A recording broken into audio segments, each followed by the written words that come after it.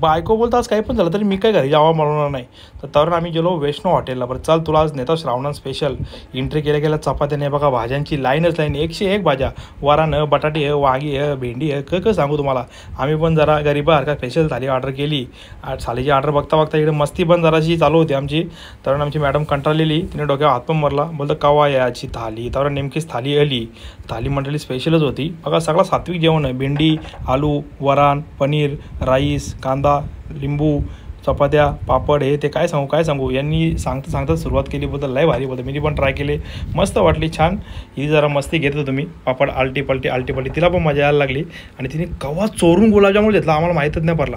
गुलाबजाम खात होती. खाता तिला विचारलं कसं काय दिदी. बोलतं मस्त. बघा आता कशी ॲक्टिंग केली ती. छान छान छान छान. वा वा वा वा. तेवढं झालं नाही आमचं. अजून चपात्या आम्ही ऑर्डर केल्यानंतर फायनली आम्ही डिश फिनिश केल्यानंतर आम्ही गुलाबजाम पण मागवले. आणि गुलाबजाम मागवले तेवढी तिची मस्ती चालूच होती. आणि तेवढं बिल आला 165 रुपये. तरी आमची मॅडम बोलतो बघू मला बिल चेक करू दे. तिला काय बिल नव्हतं चेक करा, तिला ते राजाने खायचं होतं. बघू शकता. ॲड्रेस नक्कीच मी कॅप्शनमध्ये टाकीन. इथं मस्ती काही संपत नाही. चला मंडळी नक्कीच बाय बाय. श्रावणामध्ये तुम्ही नक्की विजिट करा वैष्णव हॉटेल.